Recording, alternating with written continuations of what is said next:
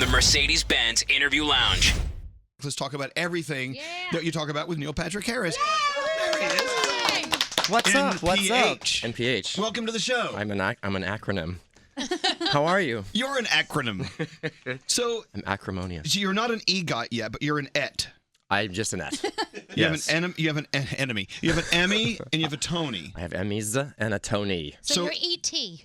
I'm E.T. Could an Oscar or a Grammy be far behind? You know, I won a Tony for Hedwig in the Angry Inch, a musical on Broadway, and we were nominated for a Grammy. And we went to the Grammys and felt very confident that we were going to win it, and then we lost. Who won? What was it called? Exactly. No, it was. No one cares. You should have won. No one remembers. It should have been you. No, it was. It's still playing. It's the jukebox musical of the woman.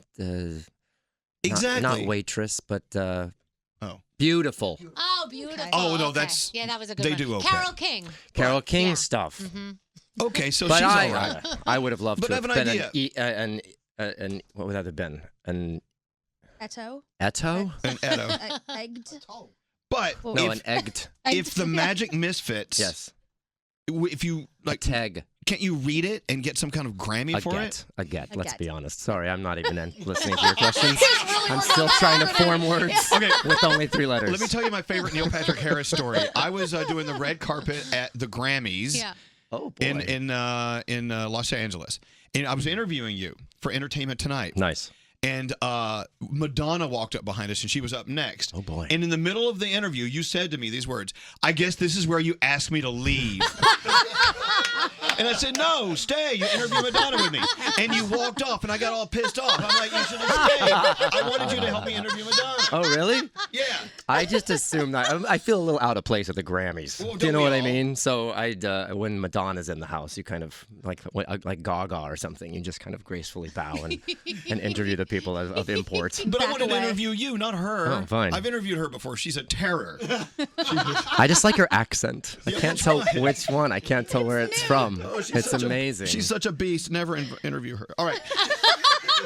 I did a movie with her. Which one? Why do you ask me these questions so early in the morning? He's done so many. My next best friend, it was Rupert Everett and her, and I played Rupert Everett's friend, and my boyfriend had died of AIDS, and we got to sing American Pie at my boyfriend's funeral. So I got to sing American Pie while crying with Madonna.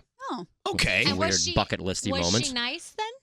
She was nice. They were lighting her in this movie very particularly to make her look really great. And in doing so, they would put a shaft of light where her eyes were to make her eyes kind of stand out. Oh. But in doing so, then she really couldn't move much in and out the scenes because if she moved up or down or left or right, the light would, you'd notice it. So every scene, if you see in the movie, My Next Best Friend? What's it called? It's called The Next Best Thing. The Next Best Thing, yep. Thank God for Google. All right. Yeah. The Neil Patrick Harris interview was a total flop. Right. So she had to stand there the whole time. Look, we have things to get to, but we've got to talk about the book. And I think it's so important we talk about the book.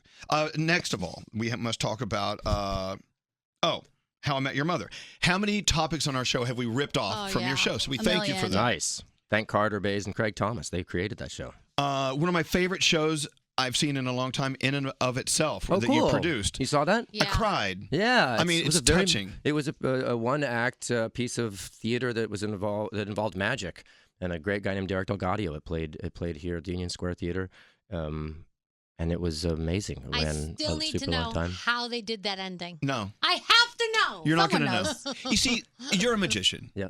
There's nothing that pisses me off more than people that have to know how you did it. I would rather just watch you do the magic trick and then leave it like that and go, "That's fabulous," and move on. Why do people have to know? No, it kills me. I think there's 2 types of people that watch magic shows, and those are the 2 types, right? You have people that really want to just assume that magic is actually happening or not, but just let it wash over them and enjoy it. And there's other people that really need to know the actual effect and how it works and the secrets behind it. The spoilers, like you. I'm the spoiler. Is it okay But to I hope call that you you don't get angry that you don't know. No. I thought it was brilliant. And then the fact that they took that book, remember?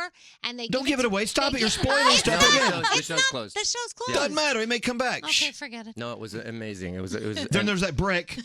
Don't talk about it. It was amazing. You can talk about it now all you want. It was a fantastic show, and I was really happy to was. be. Well, I a may part buy of the it. right It to was bring it back. Stop it. Ross Theater. Nice. Is it okay to call you magician, or do you go by illusionist? Prestidigitator. Oh, No, magician's fine. okay. It's one of the things I love about magic, though, is wanting to know the secrets. I think getting upset about it seems counterproductive, Yeah, right? no, yeah. But if you want to know how something's done, especially with magic, then you can go and study it. You can buy books, you can go to libraries, you can research things and see how things are done. Magicians hold their secrets close to their vest, but at the same time, they're excited when people want to know how things are done. Oh, Right? they It's are? not like this small little fraternity and you're not allowed in. In fact, it's one of the reasons why Magic Misfits, I even wrote it to begin with. Well, that's why I want to go there now. So Yeah. you and David Bertka have twins. They're 7 years old, 8 years old. They'll be 8 on the 12th of October. Okay.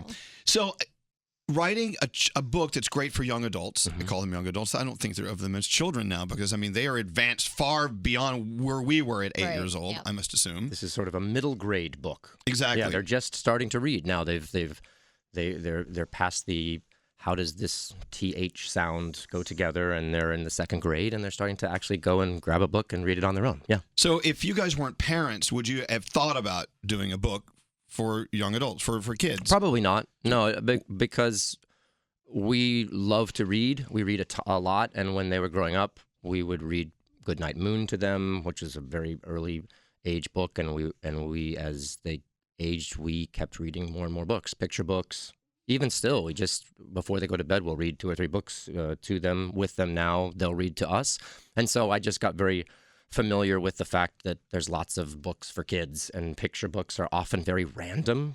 They're just about kind of nothing. There'll be a big whale in the ocean that meets a top hat, and he puts it on, and then he chews it up, and then he meets his friend, and that's kind of how it happens. I love the Top Hat Whale series. I'd read it. Bite your tongue. And I like them; they're fun. But I just thought I have weird interests of magic, and one of my best friends in Los Angeles is a magician named Ed Alonzo, who goes by the title "The Misfit of Magic," and I always thought that was kind of a cool word, misfit. And I think when you're 8, 9, when you're in first grade, second grade, third grade, you feel different. What makes you different is what people pick on you about, whether you're too short or too skinny or not reading enough. And so everyone feels like a misfit. But I think the idea behind this book is that these kids all have feel this way for their own reasons, but kind of join together in this small town and use that misfit feeling to actually join forces and then help solve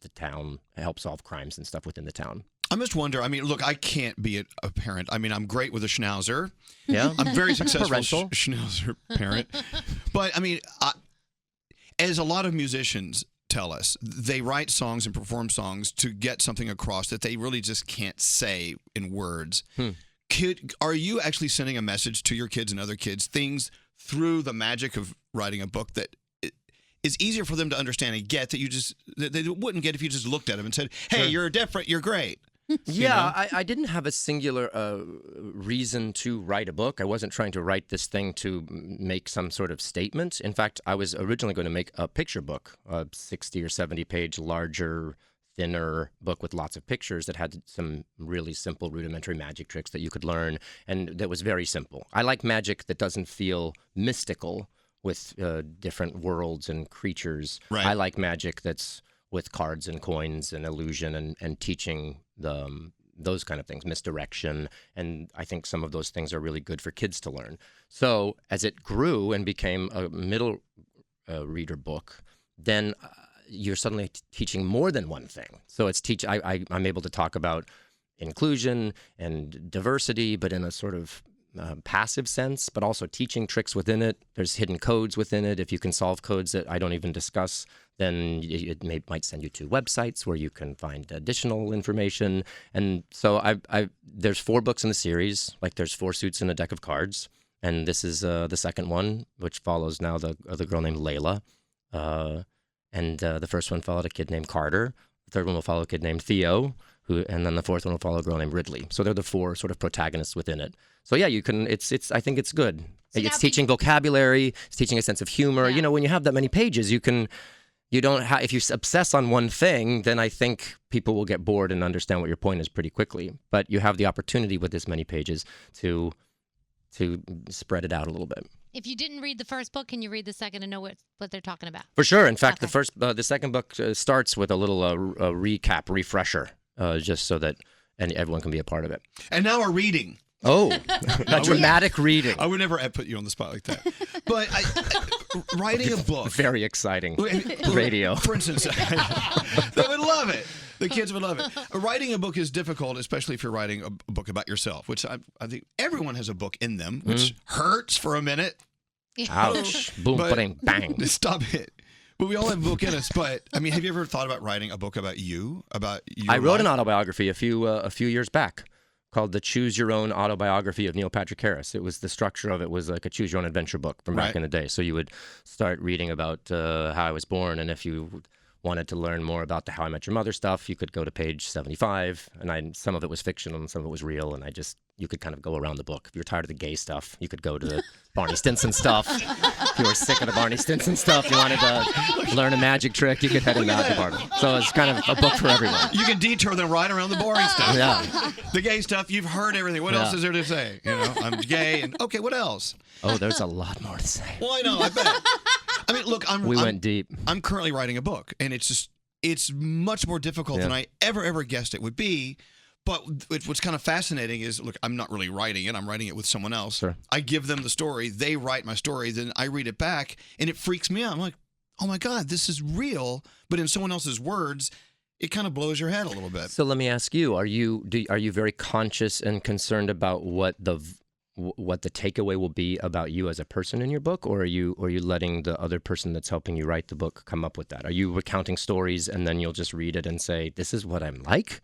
Or are you very interested in the book presenting you in a specific way? You know, what we do for a living here is we kind of open it up and we let it all hang out. There's Sure. a lot we don't discuss about our personal lives on this show. And people use our show so much differently than they would use a TV show they like to watch, because those are characters you're playing. You and David have a life with kids, and that's your life, and you have a very, very high level of privacy, which you deserve. We have to break those walls down and talk about our personal lives on this show, because that's what people are kind of into. It gets kind of hairy sometimes, but in this book, it all hangs out, and I want to do that. I think it's good to like let it all just fall out. Not all of it's pretty. And I bet you have a ton of interesting stories of interactions with all kinds of interesting people. Oh, absolutely. Yeah. But especially myself. But All different versions of yourself. yeah. You know, some days I'm not in a good mood and I yell at me. But that's it. But my point is, it's back to you. This is not about me. Writing a book about yourself is probably one of the most difficult things you can do, I would think. It's challenging for sure. But when you're doing the Magic Misfits, I'm assuming that I could read this book and learn a lot about you between the lines. A little bit more in sentence structure and in sense of humor. I felt it was a little bit more difficult to write these. I've actually finished the third book and I'm working toward the fourth one right now, so I'm a little bit ahead of it already. But I feel a little responsibility because a lot of the kids that are reading these books haven't read many books.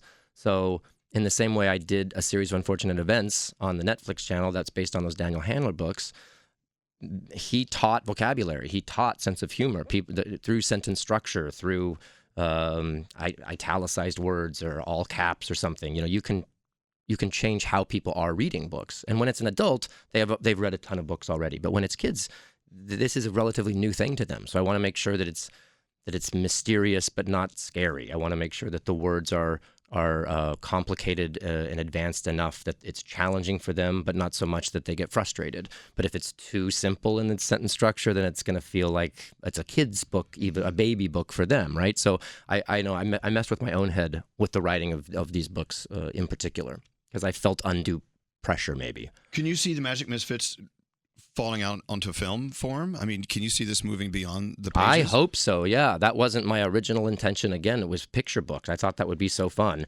And it's turned into this larger book, and it's 4 books, and it could live in another way. So, yeah, I don't know what that would be. Even but a I'm having cartoon. a cartoon would be Yeah, cool, that'd but I be don't know how cool. that works. Yeah. I mean, I don't know how cartoons work, but Yeah. I don't know if it's I don't know the process of doing Yeah. that. I don't know. Have you Animation. thought about anybody you'd cast as the Misfits? No. These are I just really, straight out of truly your brain. haven't. Okay. Gandhi would like a role in your movie. I would like to be Ridley. Ridley's awesome. She's in a wheelchair. Cool. And she's the one who can transform things from one object to another object. She's sort of the MacGyver of the group. She's That's my awesome. goal in life. And she's so gruff. And I could do that.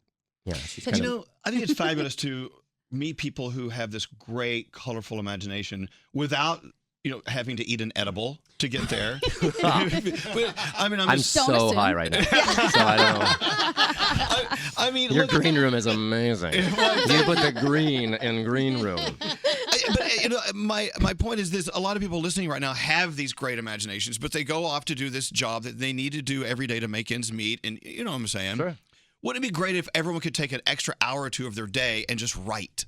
And I don't know what Yeah. your process is. Are you just a sit down by myself and write it kind of guy, or I'm sort of sit with a bunch of people and bandy ideas around and brainstorm and then sit down and write stuff. Because I found that when I was just sitting at a computer or with a notebook and a pen and blank, it was much harder for me. I wanted to write more perfection and less purging. I think Right. the process is better if you just write, and then you go back and look at it much, much later. And that is a difficult challenge.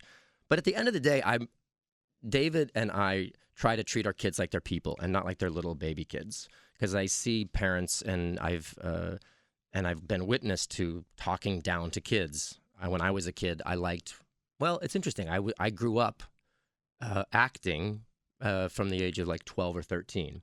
And I liked when people treated me like a regular person because I was working on a movie set. And when people would talk to me, when a first AD or something would come and say, "Okay, Neil, you ready? You ready to go? We're going to go to set now." I looked at him like, what a dork. I'm a regular person, right? Right. So we treat our kids like people. And so I think writing a book for kids, I wanted to respect them. I really do respect them. They're taking in so much information.